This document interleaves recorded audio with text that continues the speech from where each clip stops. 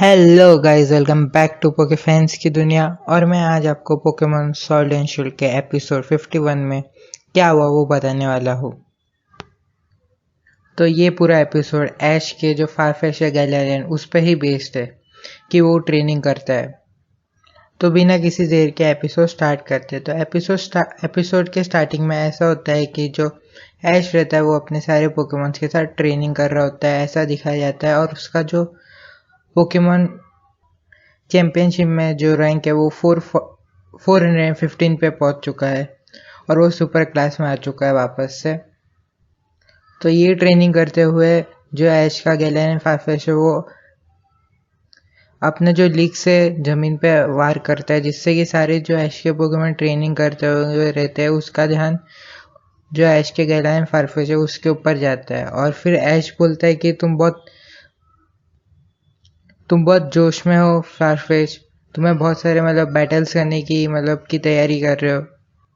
और इतने में ऐश को भी वो गैलेरियन फारफेश उठा के फेंक देता है अपने लीक से। और फिर थोड़ी देर बाद आता है गो अपने सेंटर्स के साथ। वो बताता है कि बहुत सारे जियोडूर जो रॉक टनल में कैंटो में वहाँ पे दिखे गए, तो मैं उन एक जियोडूर को पकड़ूंगा उसको ग्रेवल में और फिर गोलम में इवॉल्व कर लूंगा, जिससे मेरे पास सारे जियोडूर के इवोल्यूशन हो जाएंगे।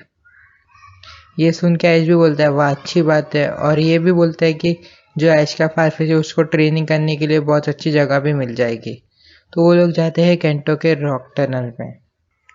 और वहाँ पे जाते ही ऐश का जो गैलेरियन फारफेश है सब पत्थर तोड़ने लग जाता है। और इतने में जो पत्थर तोड़ रहा होता है वो गो ऐश और सिंड्रेस के ऊपर उड़ के आता है। ऐश और पिकाचू तो भाग जाता है लेकिन गो वहाँ पे खड़ा रह जाता है, तो सिंड्रेस उसकी मदद करता है। और इसके बाद ऐश बोलता है फारफेश को कि ध्यान से। और फिर फारफेश थोड़ी देर रुक के फिर एक पत्थर फोड़ता है और उसमें से एक जियोडूर निकलता है। और गो बोलता है अच्छा किया, मैं पकड़ लेता हूँ। और गो अपने पोकेबॉल फेंकता है और पकड़ लेता है वो जियोडूर को भी। इसके बाद एक ट्रेनर जो है अपने क्रोकोडाइल के साथ आता है, वो फाइटिंग टाइप पोकेमॉन के साथ। उसके हाथ में भी एक स्टील बीम रहता है और ऐश के जो गैलेरियन फारफेश उसके हाथ में लिक रहता है। तो दोनों बैटल करते हैं। ये बैटल बहुत लंबा चलता है लेकिन ऐश का जो फारफेश है वो जीत जाता है। और अंत में जो ऐश का जो फारफेश रहता है वो क्रोकोडाइल की जो स्टील बीम रहती है उसके 2 टुकड़े कर देता है। और जिस ट्रेनर के साथ ऐश मुकाबला कर रहा होता है वो उसे एक नसीहत भी देता है कि बोलता है कि तुम्हारे जो फारफेश में बहुत सारी ताकत है, जो बहुत छुपी हुई ताकत रहती है। और तुम अगर उसको अच्छे से ट्रेन करो तो वो सारी ताकत कि बाहर आ सकती है उसके अंदर से। और ऐसे पोकेमॉन ट्रेन करने के लिए बहुत अच्छा नसीब चाहिए रहता है। तो फिर ऐश बोलता है हाँ ज़रूर, और फिर वो अपने एलोरेन फारफेश की तरफ चला जाता है। और इसी के साथ ऐश का जो रैंक है वो भी 381 पे चला जाता है। फिर ऐश को और गो को एक ग्लैबलेट दिखता है और गो बोलता है कि चलो मैं इसको पकड़ लेता हूँ, लेकिन फिर पीछे से एक ट्रेनर आगे बोलता है वो ग्लैबलेट मेरा पार्टनर है।